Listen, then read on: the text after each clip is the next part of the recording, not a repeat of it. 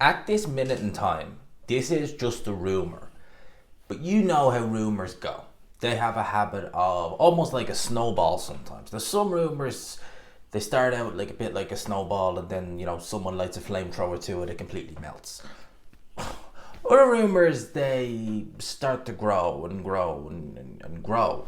You may remember when the Saudis, but they were in boxing beforehand, but Turkey Al Sheikh, in the current incarnation of boxing in Saudi Arabia, which is the best, there's no question about that.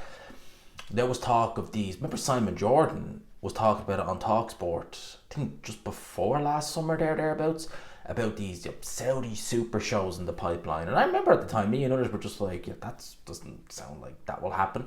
And we ultimately ended up getting them. I think the Day of Reckoning card was kind of talked about that as well, and it was like, how are you going to work that? But it was a rumour, it gradually gained some ground, and a lot of them turned out to be true. The rumour mill was that Tyson Fury Alexander Usyk was signed for December. That turned out to be the case. It didn't happen in December for obvious reasons, but nevertheless it started out as a rumour. Where am I going with this? Well, the rumour mill is that Derek Chisora. Right, we know Derek Chisora. We know that he had his most recent fight against Joe Joyce back in July. He had it in the O2 Arena in London. And, he proved me very much wrong in that fight. I knew Joe Joyce wasn't looking the best going into the fight. Against Cash Ali, he really didn't look particularly good. But I thought he would have enough left in the tank to beat a Derek Chisora who went life and death with Gerald Washington, a man who, a peak Derek Chisora, would have had no trouble with. Probably would have stopped him in a couple of rounds. I was looking at that and I was thinking, no, he's going to struggle with Joe Joyce. Or he's going to take a beating and that'll be that. Well, he didn't. He ended up coming through it, and not only did he come through, he dropped Joe Joyce and won. That surprised me. That really did surprise me. And in the immediate aftermath of the fight, it seemed to me as though Chisora was saying goodbye. In reality, he was, in a way, he was saying goodbye to the O2 Arena, which is an arena that he, along with Anthony Joshua, has made his home. AJ made the O2 Arena his home, and as did Chisora. Chisora's had many a big night there, sometimes on an undercard, like Anthony Joshua versus, what was the guy's name? Hellenius. But he's also headlined in his own right, Derek Chisora, at the O2. So he's made that his home, and that was his last fight there as part of this big retirement plan that he has. He wants to get to 50 fights. He wants one more fight in London, box ticked. He wants one more fight in Manchester, which I'm going to talk about now in a sec. And I believe he wants his last fight in Zimbabwe. Correct me if I'm wrong on that, but I think in Zimbabwe he wants his last fight. Now, he's sticking to his guns and going ahead with that. And I wouldn't have so much of an issue with it per se if he was looking to go in there with guys who you'd be pretty sure wouldn't cause him any damage, and Chisora would be the overwhelming favourite. Now, against Joe Joyce, I didn't expect him to win. I thought that was going to be a competitive fight. It was competitive, but Chisora, there was no question who won. Chisora was the clear winner. Now, I thought for the next two fights, he's just going to want to take it easy, because you listen to Derek Chisora now, yes, you can understand him, definitely, but the way he's speaking, you can understand him now, but in 10 years' time, how is he going to sound? We saw Liam Williams retire today, and he retired at only 32 years of age. He's not an old man, very young, very, very young. A lot of people start life at 32, and what I mean by that is they feel like that's when life isn't really starting to take off. Very young age. He's been around boxing for a long time, but he retired for what reason? Concussions.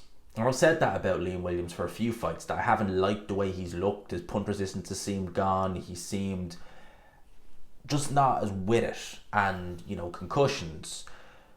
I mean, one concussion is bad enough. He's talking about more than one concussion. I mean, you hear talk of CTE. I think it's chronic traumatic encephalopathy or something is how you pronounce it. It's really only diagnosed. Apparently it's only diagnosed when you're dead. So when they can actually, do a proper scan of the brain. That's what people like Chris Benoit had when they died. Well, I don't even know what happened with the Chris Benoit. If you don't, look it up. But his brain was mashed up to all kinds of hell.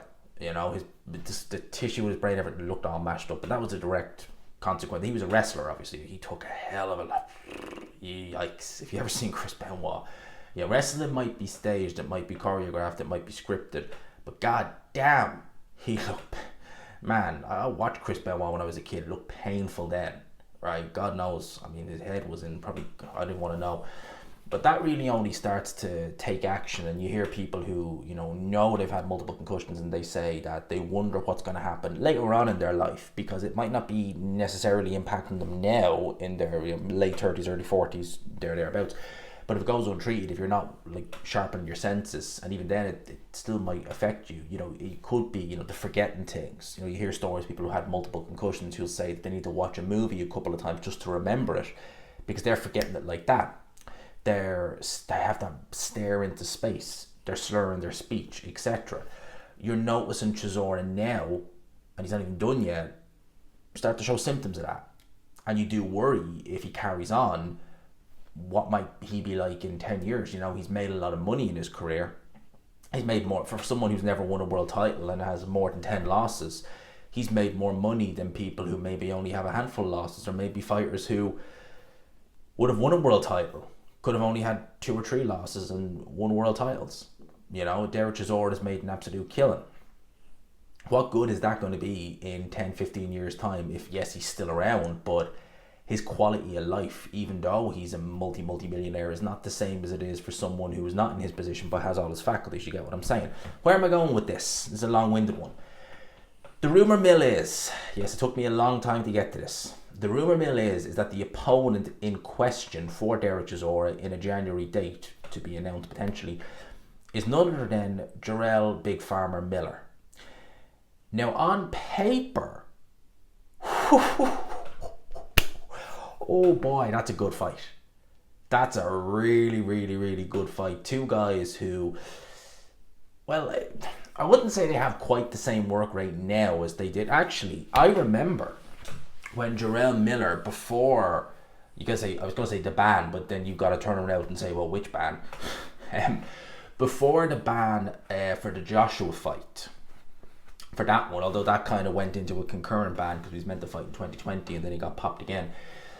Before that ban for the Joshua fight that never happened, there was a lot of comparisons between Jarrell Miller and Derek Chisora, and I remember at the time a lot of people saying that they actually felt that Jarrell Miller was a better version of Derek Chisora. He's certainly fresher, Jarrell Miller. He's on I don't want to say he's on a good run of form, because he's not really. He's not won a fight in his last 2 fights have been a loss and a draw. Although I feel like he did do enough to beat Andy Ruiz. He still has the work rate, not as much as he used to have for obvious reasons. You suspect that he's probably fighting clean now.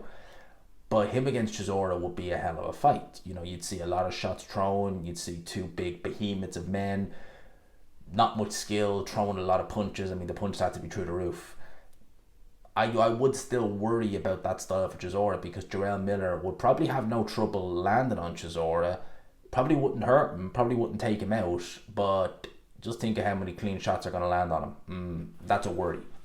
If Derek Chisora did fight Jarrell Miller, and he did somehow manage to get a win, which is not inconceivable, it's not, stranger things have happened.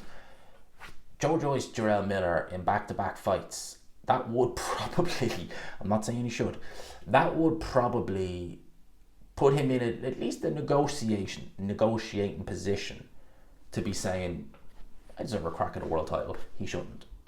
But you get what I mean. Miller and Joyce, some people would say that might be enough to actually get a crack. Not necessarily saying I'm one of them, but some people would say that. That's the rumour mill anyway. Now, Miller stock has probably gone up a bit since the Ruiz fight, which was a draw. A lot of people, myself included, feel like he did do enough to win, and that he can feel a little bit aggrieved about not getting the decision. Someone who, and I've not got a lot of time for Jarrell Miller in the slightest, if he fought Chisora, as good as the fight would be, I don't know. I'd rather see Chisora, if he sticks around, maybe a Dylan White fight, because I think that's as winnable now as it's ever going to be, and then maybe just bow out. What good is getting to 50 fights and having one in Manchester and one in Zimbabwe if they're the 2 that really push you over the edge in terms of up there, really have a detrimental impact on your health?